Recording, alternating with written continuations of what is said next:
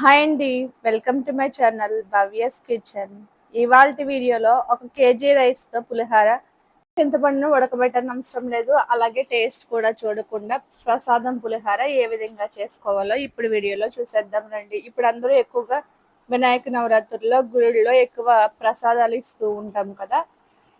ప్రసాదాలు ఇవ్వడానికి నేను చెప్పే ఈ ట్రిక్స్ ఫాలో అయ్యి చేసినట్లయితే మీరు ప్రసాదం టేస్ట్ చూడకపోయినా కూడా ఉప్పు, పులుపు, కారం అనేది అన్నీ కరెక్ట్గా సరిపోతాయి. ఈ విధంగా ఒకసారి ప్రసాదం పులిహోరను ట్రై చేసి చూడండి. నేను ఇదివరకే చాలా వీడియోలు పెట్టాను కదా పులిహోరకు సంబంధించి. అది ఎలా కాకుండా ఇది ఆవ పెట్టిన పులిహోర. ఈ విధంగా ఒకసారి ట్రై చేసి చూడండి. ఇక వీడియోలోకి వెళ్ళే ముందు నా ఛానల్లో ఎవరైనా ఫస్ట్ టైం చూస్తుంటే కనుక ప్లీజ్ సబ్స్క్రైబ్ చేసుకోండి. అలాగే మీకు ఈ రెసిపీ నచ్చినట్లయితే లైక్ చేసి కామెంట్ చేయండి. మీ ఫ్రెండ్స్ అండ్ ఫ్యామిలీ మెంబర్స్కి షేర్ చేయండి. ఈ ప్రసాదం పులిహోర తయారు చేసుకోవడానికి కేజీ రైస్ అయితే తీసుకున్నాను. కేజీ రైస్ అంటే 4 కప్పుల బియ్యం ఉంటాయి. ఈ 4 కప్పుల బియ్యం వేసుకున్నాక 2-3 సార్లు నీళ్లు వేసుకుని శుభ్రంగా కడుక్కుని తీసుకోవాలి. ఇలా కడుక్కుని తీసుకున్న బియ్యంలోకి మనం ఏ కప్పుతో అయితే బియ్యం తీసుకున్నామో ఆ కప్పుతో, నేను 4 కప్పుల బియ్యాన్ని తీసుకున్నాను కాబట్టి 1 కప్పుకి 2 కప్పుల వాటర్ చొప్పున వేసుకోవాలి. మనం గిన్నెలో ఉడికిస్తున్నాం కాబట్టి 1 కప్పు ఎక్స్ట్రాగా వాటర్ వేసుకుని ఈ గిన్నెని తీసుకుని వెళ్ళి స్టవ్ మీద ఉంచుకుని ఇందులోకి 1 టేబుల్ స్పూన్ పసుపు కూడా వేసుకుని ఒకసారి బాగా కలుపుకుని మూత పెట్టుకుని స్టవ్ని హై ఫ్లేమ్లోనే ఉంచుకుని ఒక పొంగు పొంగేంత వరకు ఉడికించుకోవాలి. ఈలోపు ఈ పులిహోరలోకి చింతపండును నానబెట్టుకుని తీసుకుందాం. ఈ రైస్కి 150 గ్రామ్స్ వరకు చింతపండు పడుతుంది. చింతపండును ఒకసారి నీటిలో కడుక్కున్నాక ఏదైనా ఇసుక అది ఉండిపోతుంది. ఇందులోకి వేడివేడిగా నీళ్లు వేసుకుని నానబెట్టుకుని ఉంచుకోవాలి. వేడి నీళ్ళు ఎందుకు వేయాలో వీడియో చివరిలో చెప్తాను చూడండి. ఇలా నానబెట్టించుకున్న చింతపండుని పూర్తిగా చల్లారాక చింతపండు గుజ్జు తీసుకుని పక్కన పెట్టుకోవాలి. చింతపండు చల్లారేటప్పుడు మనం రైస్ ఉడికించుకుంటున్నాం కదా, రైస్ ఒకసారి చూసుకుంటే ఈ విధంగా ఒక ఉడుకు పడుతుంది. అలా ఉడికిన తర్వాత స్టవ్ని సిమ్లో ఉంచుకుని బాగా దగ్గరికి అయ్యేంత వరకు ఉడికించుకుని తీసుకోవాలి.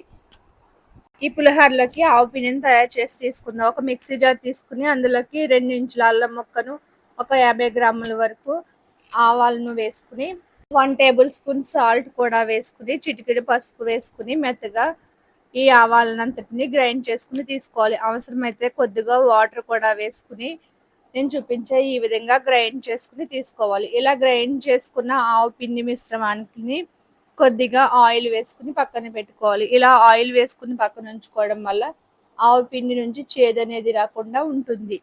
ఈ విధంగా గ్రైండ్ చేసుకుని పక్కన ఉంచుకోవాలి.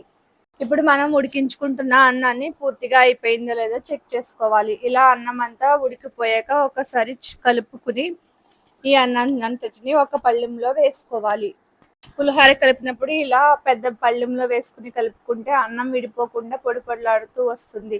నేను అన్నం ఉడికించినప్పుడు ఆయిల్ వేయలేదు. ఒక పళ్ళెంలోకి వేసుకున్నాక ఈ రైస్లోకి ఒక 50 గ్రామ్స్ వరకు ఏరుశనగ నూనె కానీ నువ్వుల నూనె కానీ వేసుకుని కలుపుకోవాలి. తర్వాత ఇందులోకి మనం ముందుగా తీసి పెట్టించుకున్న చింతపండు గుజ్జు ఉంది కదా, చింతపండు గుజ్జుని మొత్తం వేయాలి. చింతపండు గుజ్జు ఉడకబెట్టని అవసరం లేదు, ముందే చెప్పాను కదా.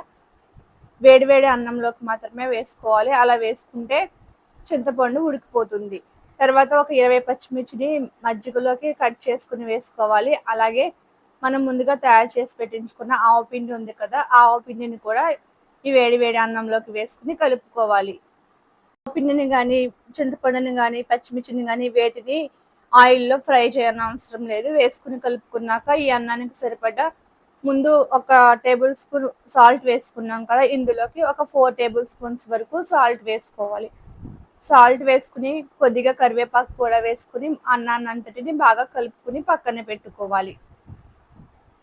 పిండి, పచ్చిమిర్చి, చింతపండు, సాల్ట్ ఇవన్నీ అన్నంలో వేసుకుని కలుపుకుని ఈ అన్నాన్నంతటిని పూర్తిగా చల్లారనివ్వాలి. ఇలా కలుపుకుని పెట్టుకోవడం వల్ల ఈ రైస్ అంతటికి ఫ్లేవర్లన్నీ బాగా పడతాయి. ఇలా కలుపుకున్న అన్నంలోకి మనకి పులిహోర పోపు పెట్టి తీసుకోవాలి. ఇప్పుడు స్టవ్ వెలిగించుకుని వేరొక కడాయి పెట్టుకుని అందులోకి పులిహోరలోకి పోపు పెట్టుకుని తీసుకుందాం. కడాయిలోకి 50 గ్రామ్స్ ఆయిల్ వేసుకుని ఆయిల్ కొంచెం వేడయ్యాక 100 గ్రామ్స్ ఏరుశనగులను వేసుకోవాలి. అలాగే 4 టేబుల్ స్పూన్స్ శనగపప్పు, 4 టేబుల్ స్పూన్స్ మినప్పప్పు కూడా వేసుకుని పప్పులన్నీ బాగా ఫ్రై అయ్యేంత వరకు ఫ్రై చేసుకోవాలి. వేసుకున్న పప్పులన్నీ కొద్దిగా ఫ్రై చేసుకున్నాక ఇందులోకి 1 టేబుల్ స్పూన్ ఆవాలు, ఒక 10 ఎండుమిర్చిని కూడా వేసుకుని కలుపుకుంటూ ఫ్రై చేసుకోవాలి.